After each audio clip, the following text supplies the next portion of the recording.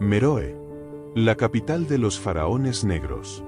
Mucho antes de que Roma dominara el mundo, y mientras Egipto comenzaba a declinar, una gran capital se alzaba al sur del Nilo, Meroe, el corazón del reino de Kush, hogar de los llamados faraones negros.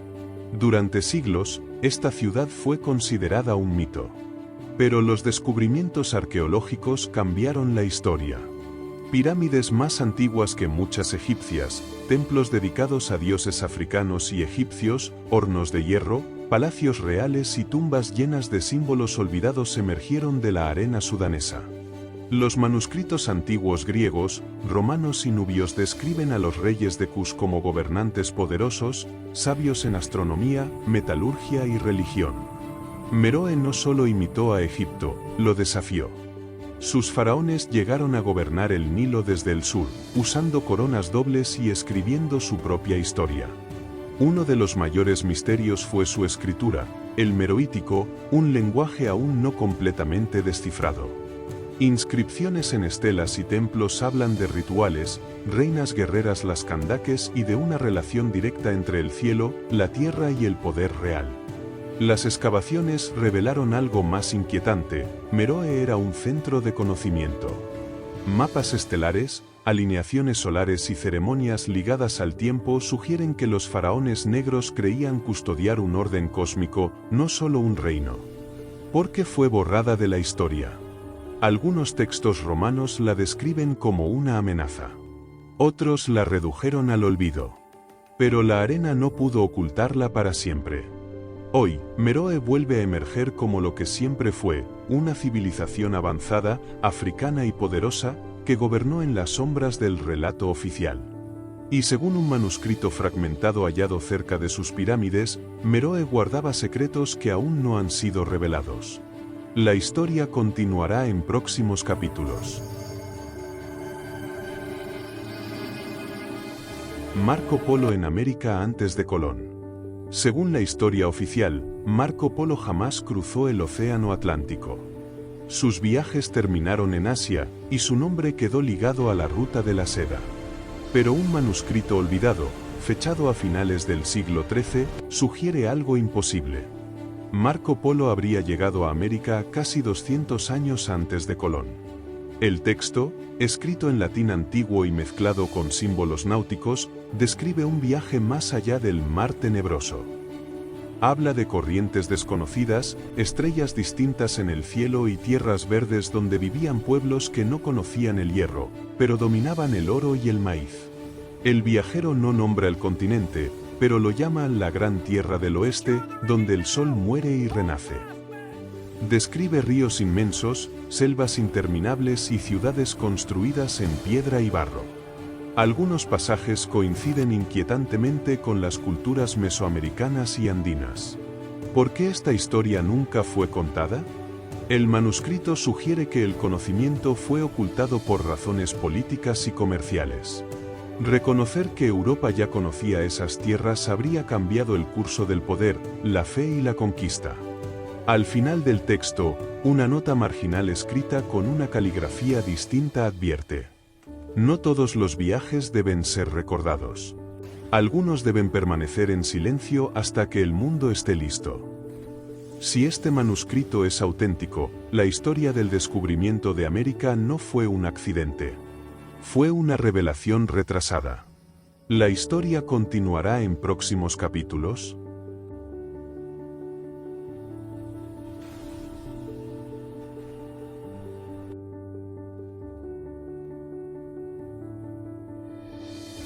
En medio del Océano Pacífico, aislada del mundo durante siglos, se encuentra la isla de Pascua, uno de los mayores enigmas de la humanidad. Sobre su tierra se alzan casi 1000 estatuas gigantes. Los moais, rostros de piedra mirando al horizonte. Silenciosos, inmóviles, pero cargados de preguntas. ¿Quién los construyó? ¿Con qué propósito? ¿Y cómo fueron transportados sin ruedas, metal ni animales de carga? La civilización Rapa Nui logró tallar estas figuras colosales a partir de roca volcánica, algunas de más de 10 metros de altura y decenas de toneladas de peso. Durante años, los investigadores creyeron que el colapso de la isla fue causado por la obsesión con los moais. Deforestación total, guerras internas, hambre y caos. Pero nuevas teorías cambiaron la historia. Estudios recientes sugieren que los moais no fueron arrastrados, sino caminados, balanceados con cuerdas, movidos con precisión, como si avanzaran por sí mismos. Tampoco eran simples estatuas. Para los Rapa Nui, los moais representaban a los ancestros, guardianes espirituales, que protegían a la comunidad y canalizaban el poder sagrado, el mana. Entonces llegó el verdadero desastre. La llegada europea. Enfermedades, esclavitud y violencia. Arrasaron con una civilización que ya estaba debilitada. Los moais quedaron de pie, pero su pueblo casi desapareció. Hoy, la isla de Pascua sigue guardando secretos. ¿Cómo se organizó una sociedad tan avanzada en completo aislamiento? ¿Y cuánto de su conocimiento se perdió para siempre? Porque no todos los misterios fueron creados por el tiempo. Algunos fueron enterrados por la historia. La historia continuará en próximos capítulos. Durante siglos, los evangelios guardaron silencio sobre un periodo inquietante, los años perdidos de Jesús. Entre su infancia y su predicación pública se abre un vacío, y en ese vacío, algunas tradiciones miran hacia Asia. Antiguos relatos de India, Persia y el Himalaya hablan de un sabio extranjero, joven, austero, que debatía con brahmanes, caminaba con monjes y hablaba de compasión, desapego y verdad interior. Lo llamaban Isa. No un conquistador, sino un buscador. Según estas tradiciones, Jesús habría seguido las rutas de la seda junto a caravanas, cruzando desiertos y montañas. En los monasterios budistas habría aprendido el valor del silencio. En los templos hindúes, la idea de que lo divino habita dentro del ser humano. Enseñanzas que más tarde resonarían en sus palabras: amar al enemigo, renunciar al ego, despertar el espíritu. No hay pruebas definitivas. Solo fragmentos, manuscritos tardíos, crónicas locales y similitudes inquietantes entre Oriente y los dichos atribuidos a Jesús. Para algunos historiadores, es mito. Para otros, una posibilidad incómoda que nunca fue explorada del todo. Cuando Jesús regresa a Judea, ya no es solo un carpintero. Habla con autoridad, pero sin poder. Enseña como quien ha visto algo más allá de su tierra natal. Y sus palabras, simples y profundas, parecen unir mundos separados por miles de kilómetros. Tal vez los años de Jesús en Asia no busquen ser comprobados, sino comprendidos. No como un viaje físico solamente, sino como el símbolo de un puente entre culturas, religiones y formas de entender lo sagrado. Y así, el misterio permanece. Porque a veces, lo que no está escrito es lo que más revela.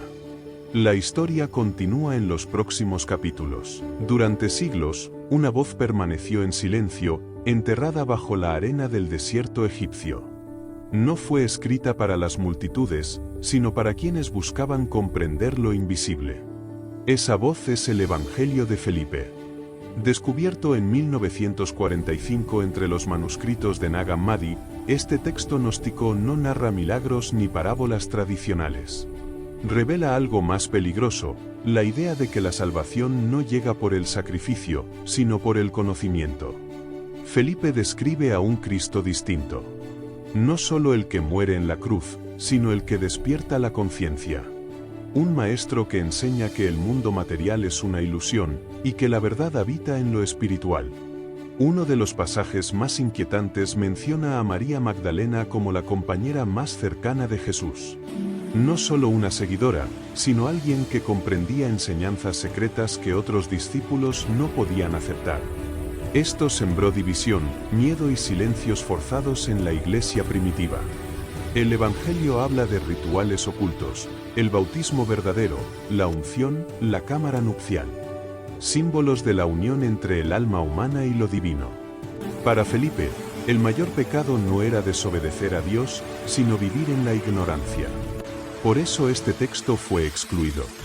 no porque negara a Cristo, sino porque liberaba al creyente del control y del temor. Y aquí comienza algo más grande. En el próximo capítulo exploraremos por qué los evangelios gnósticos fueron perseguidos y destruidos, y cómo la Iglesia decidió qué textos eran sagrados y cuáles debían desaparecer. Más adelante descubriremos el papel real de María Magdalena y la guerra silenciosa entre conocimiento y poder en los primeros siglos del cristianismo. Porque el Evangelio de Felipe no es solo un texto antiguo, es una advertencia. Algunos evangelios fueron proclamados, otros fueron enterrados. Pero el conocimiento, una vez despertado, nunca vuelve a dormir.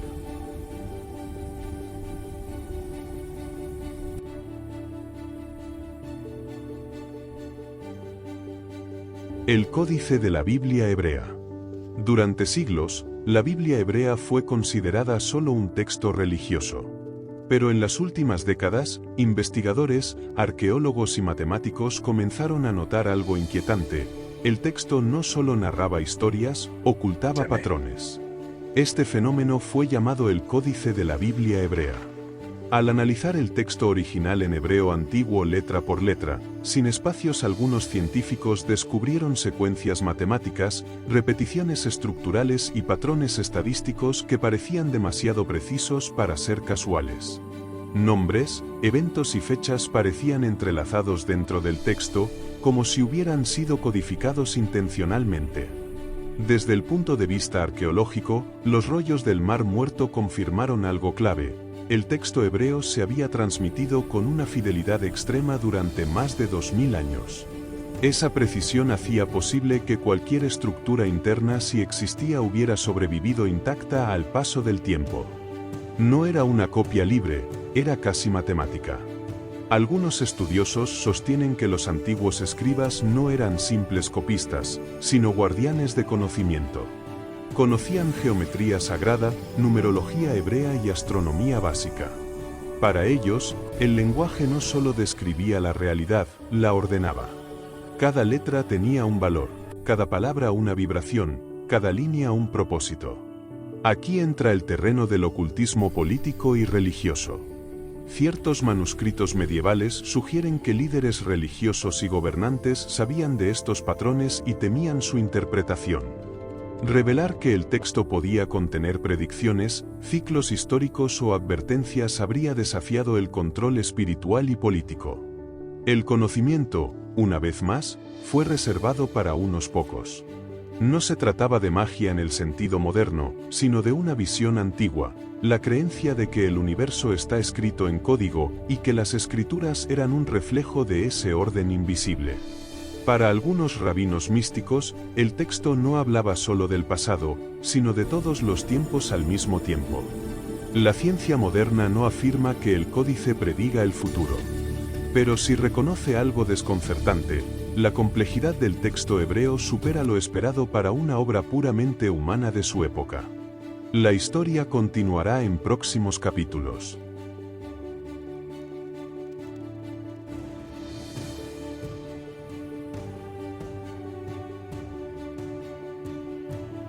Durante siglos, una pregunta ha perseguido a creyentes, arqueólogos y emperadores. ¿Qué ocurrió con la cruz donde murió Jesús de Nazaret? Los evangelios canónicos guardan silencio. Pero antiguos manuscritos olvidados hablan de un destino distinto para el madero de la crucifixión. Uno de ellos es conocido como el manuscrito del madero verdadero, citado indirectamente en textos apócrifos y crónicas bizantinas. Según estos escritos, tras la crucifixión, la cruz no fue destruida. Fue escondida. El texto afirma que los seguidores de Jesús temían que el madero se convirtiera en un objeto de poder político y religioso. Por eso, la enterraron fuera de Jerusalén, marcada solo por símbolos que solo los iniciados podían reconocer. Siglos después, otro manuscrito, el relato de Helena, atribuido a tradiciones cristianas tempranas, narra cómo la madre del emperador Constantino viajó a Tierra Santa en el siglo IV. Guiada por antiguos textos y visiones, ordenó excavar en el Gólgota. 3 cruces fueron encontradas. Pero solo una, dice el manuscrito, manifestó su identidad no por palabras, sino por poder. Al tocarla, un moribundo recuperó la vida. Sin embargo, no todos creyeron esta versión. Textos gnósticos sugieren algo más inquietante, que la verdadera cruz fue retirada en secreto antes de la llegada de Helena. Que la cruz venerada por el imperio no era la original, sino un símbolo. Y aquí comienza la duda. En el próximo capítulo exploraremos qué manuscritos fueron excluidos cuando la cruz se convirtió en reliquia imperial. Y cómo el cristianismo pasó de fe perseguida a poder dominante. Más adelante revelaremos que reliquias podrían no ser auténticas. Y por qué algunas verdades fueron enterradas más profundo que cualquier tumba. Porque la cruz de Jesús no es solo madera antigua. Es historia, fe y silencio. Algunas reliquias fueron mostradas al mundo. Otras, jamás debieron ser encontradas.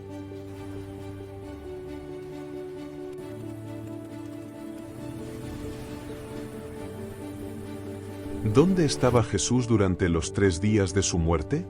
Tras la crucifixión, el cuerpo de Jesús yacía en el sepulcro, sellado con piedra y custodiado por guardias. Pero los antiguos textos sugieren que su historia no quedó en silencio durante esos 3 días.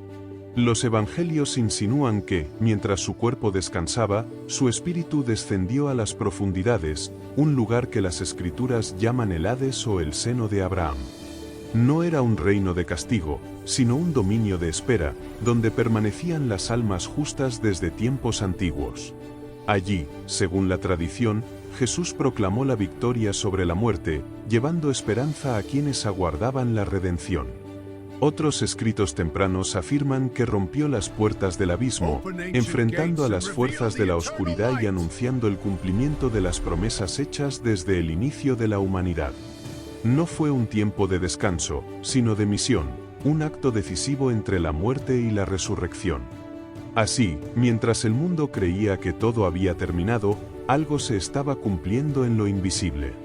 Al tercer día, el sepulcro quedó vacío, no porque Jesús hubiera sido vencido, sino porque la muerte no pudo retenerlo. La historia continuará en próximos capítulos.